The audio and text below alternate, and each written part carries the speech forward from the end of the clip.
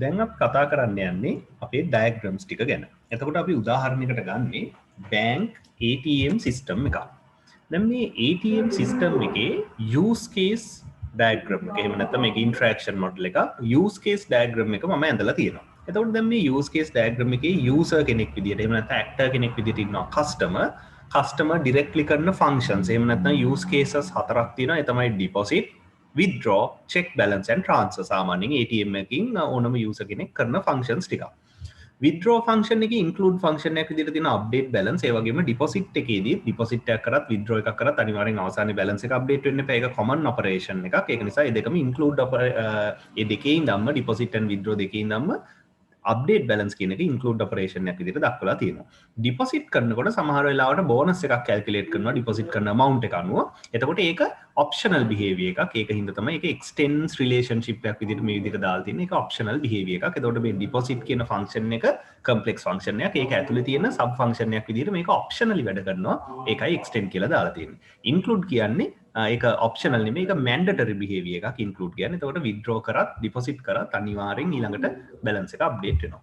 දැන් මේක බොහොම සරල ඩයග්‍රෑම් එකක් බලන ඕන කෙනෙකුට තේරෙනවා මේ කස්ටමර් කියන කෙනා කරන ෆන්ක්ෂන්ස් ටික තමයි ඔය තියෙන්නේ කියලා. දැන් ඕක තමයි පළවෙනි ඩයග්‍රෑම් එක. අපි ඩයග්‍රෑම්ස් UML ඩයග්‍රෑම්ස් අඳින්න පටන් ගන්නකොට ඉස්සෙල්ලාම අඳින්නේ use case ඩයග්‍රෑම් එක. ඒක ඉන්ටරැක්ෂන් එකක් පෙන්නන්නේ. එතකොට මේ use case ඩයග්‍රෑම් එකේ දැන් මෙතන තියෙනවානේ ප්‍රධාන use cases හතරක්. මේ use cases හතරට එකකට එක ගානේ activity diagrams අදිනවා. මේ deposit කියන activity එක කොහොමද ඒ කියන්නේ process එකකින් පෙන්නන්නේ. process model එකක් ඒක.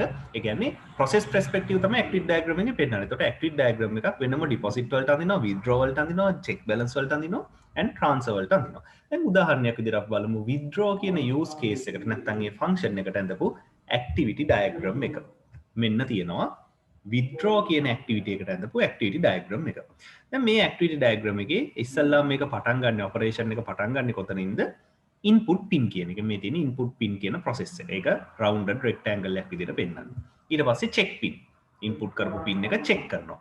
ඒ pin එක correct වෙන්නත් පුළුවන් incorrect වෙන්න පුළුවන්. ඔන්න දැන් path එක දෙකට බෙදෙනවා. එක path එක parts දෙකකට බෙදුණා. incorrect වුණොත් මොකද්ද වෙන්නේ display wrong pin screen එකේ display කරනවා wrong pin කියලා eject card කරනවා process එක ඉවරයි. හරිද? හැබැයි correct වුණොත් වෙනම පැත්තකට යනවා මොකද්ද input amount. user ට amount එක input කරන්න කියලා ඒ amount එක ගන්නවා ඊට පස්සේ amount එක check කරනවා. මොනවාද amount එක check කරන්නේ balance එකට අඩුද කියලා. එතකොට amount එක lesser than balance වෙන්න පුළුවන් amount greater than balance වෙන්න පුළුවන්. amount greater than balance වුණොත් process එක ඉදිරියට ගෙනියන්න බෑනේ. එහෙනම් display no cash සල්ලි නැහැ කියලා ආයෙමත් හැබැයි eject card කියන එක කළා exit වෙනවා.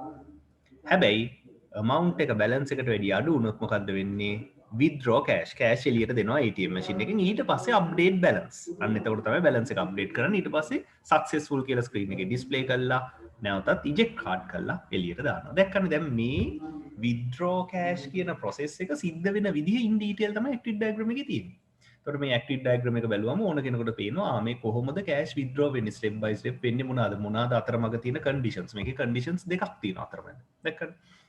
එතකොට මෙන්න මේ විදිහට activity එක කියන්නේ withdraw cash කියන activity එක කොහොමද වෙන්නේ කියලා in detail පෙන්නන alternative paths එක in detail පෙන්නන activity diagram එක තමයි මේ තියෙන්නේ. එතකොට මේකේ paths තුනක් තියෙනවා. එකක් තමයි pin එක වැරදිලා කාඩ් එක eject වෙලා එළියට එන එක. මේක කියලා දාලා තියෙන ඒක path එක.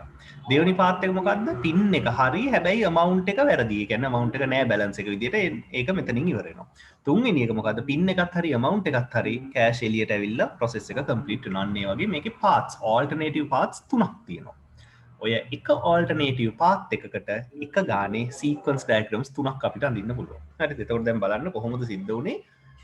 use case diagram එක use case එකට එක activity diagram එකයි activity diagram එක path එකකට එක sequence diagram එකයි. මෙන්න තියෙනවා මොකටද මේ sequence diagram එක ඇඳලා තියෙන්නේ? pin එකත් හරි amount එකත් හරි ඊට පස්සේ amount එක withdraw වෙලා update වෙලා process එක ඉවර වෙන process එකට තමයි මේ ඇඳලා තියෙන්නේ sequence diagram එක. අනිත් දෙකට අඳිනවා තව වෙන වෙනම sequence diagrams දෙකක් අඳිනවා.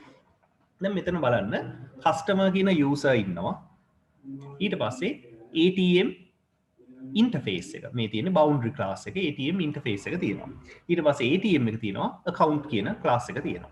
account එකේ තමයි balance එක pin එකේ ඔක්කොම account කියන database එකේ තමයි save වෙලා තියෙන්නේ.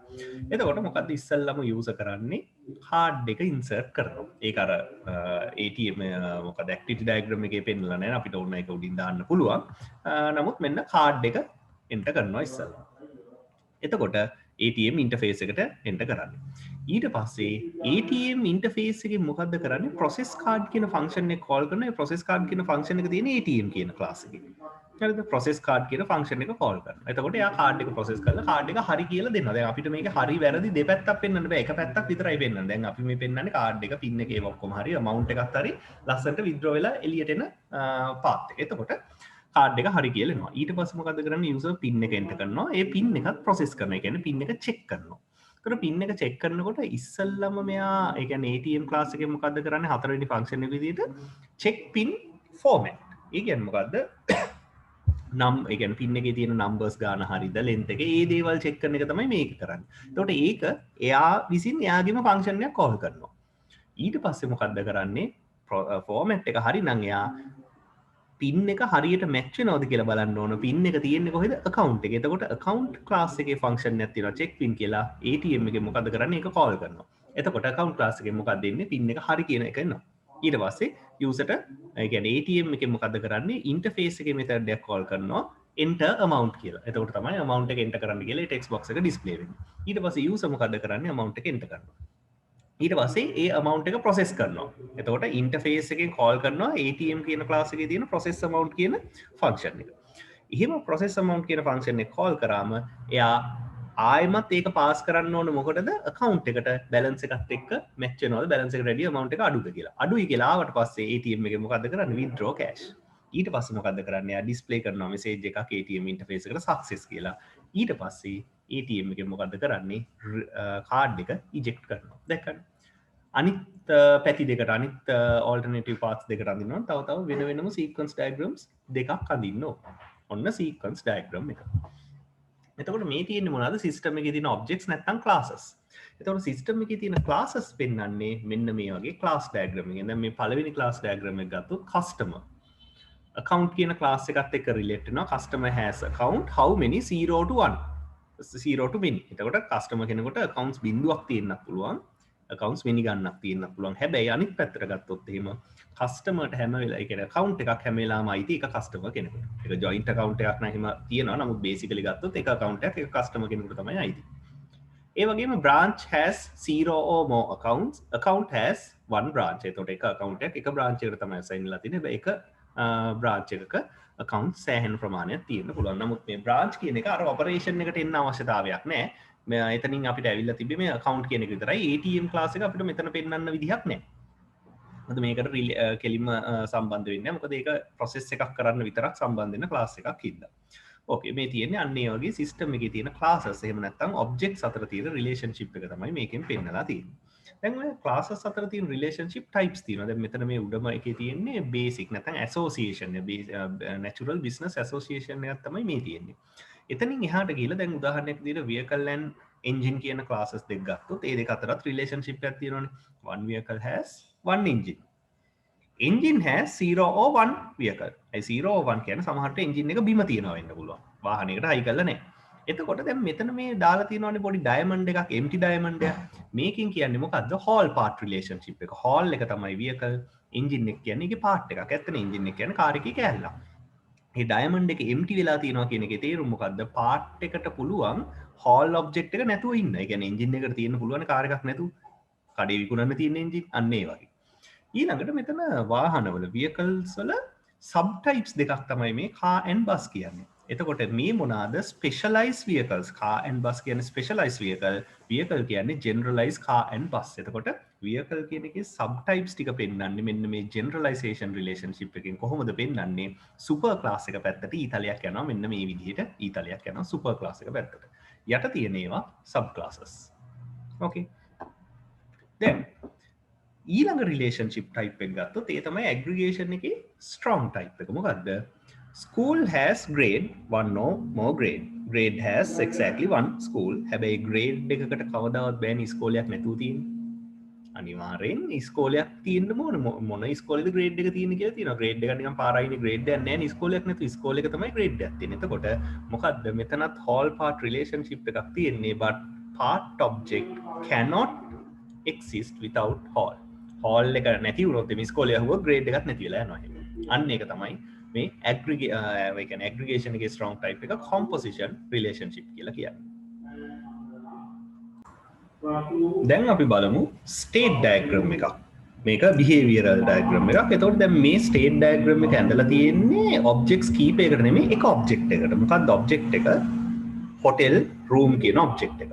දැන් හොටෙල් රූම් කියන ඔබ්ජෙක්ට් එක තියෙන්න පුළුවන් ස්ටේට්ස් තුනක් තියෙනවා. තමයි available, occupied and reserved. මේ available කියන්නේ මේකම තමයි අර lines කැපෙන හින්දා තව එකක් දාලා තියෙන්නේ. නැත්නම් same state එක තමයි තියෙන්නේ. එතකොට හොටෙල් රූම් එක තියෙන ස්ටේට්ස් තුනක්, ඒ ස්ටේට්ස් අතර මාරු වෙන්නේ කොහොමද කියන එක, ස්ටේට්ස් චේන්ජ් වෙන්නේ කොහොමද කියන එක තමයි ස්ටේට් ඩයග්‍රෑම් එකෙන් නැත්නම් ස්ටේට් ට්‍රාන්සිෂන් ඩයග්‍රෑම් එකෙන් පෙන්නන්නේ. එතකොට ඉනිෂියලි රූම් එකක් available තියෙන්න පුළුවන්. ඒක check in කරාම කියන්නේ කවුරු හරි ආවම occupied කියන ස්ටේට් එකට මාරු වෙනවා. occupied එකක් check out කරාම ආය available වෙනවා. ඒ වගේම තමයි available එකක් reservation එකක් දාපු ගමන් reserved වෙනවා. reserved එක check in කරොත් occupy වෙනවා, cancel කරොත් ආය available වෙනවා. එතකොට available තමයි initial state එක. ඒක තමයි මේ notation එකෙන් පෙන්නන්නේ. මේ bullseye එකෙන් පෙන්නන්නේ end state එක. ඒ කියන්නේ available room එකක් available වෙන එක තමයි අවසාන state එක වෙන්නේ. එතකොට මේ තියෙන්නේ එක object එකක් states changes කරන විදිහ තමයි මේ state transition diagram එකෙන් පෙන්නන්නේ. නැතුව මේ objects කීපයක් නෙමෙයි තියෙන්නේ. Okay, එතකොට ඔන්න දැන් අපි බැලුවා behavioral diagrams, interactions diagrams, ඊළඟට class diagram කියන්නේ structure එක පෙන්නන ඒවා. ඊළඟට process perspectives වලින් අපි activity diagrams වල ඔන්න ඔය වගේ diagrams, විවිධ diagrams පාවිච්චි කළා අපි මේ සිස්ටම් එක එක view points වලින් පෙන්වනවා. එතකොට ඔයගලන්ගේ මේ සබ්ජෙක්ට් එකේදී, ඒ කියන්නේ මේ semester එකේදී ඔයගලන්ට diagrams අඳින්නේ නැහැ. ඇඳපු ඒවාමුත් ප්‍රශ්න අහනවට වඩා හුඟක් වෙලාවට අහන්නේ අර මේ diagram එකෙන් මොකද්ද කරන්න කියන එක. එතකොට දැන් හරියට ආයෙ slide එකේ ඒ කොටස් ටික දිගේ presentation එකේ ඒ කොටස් ටික දිගේ ගිහිල්ලා බලන්න මේ එක එක diagrams මොන මොනවටද පාවිච්චි කරන්න කියලා. හරි. එතකොට මේ diagrams ගැන ආයෙ මොන හරි ප්‍රශ්නයක් තියෙනවා නම් comment section එකේ දාන්න. එතකොට මම තව ඕනනම් තව explanation එකක් දෙන්න පුළුවන්. ඕකේ, එතකොට diagrams ටික මෙතනින් ඉවරයි. දැන් අපිට තියෙන්නේ මේ chapter 5 එකේ part 3 එක. ඒ කියන්නේ model driven architecture කියන්නේ මොකද්ද කියන එක කතා කරන්නේ. ඒක මම ඊළඟ වීඩියෝ එකෙන් කතා කරනවා. ඊළඟ වීඩියෝ එකෙන් ඒක දාන්න. ඕකේ, thank you.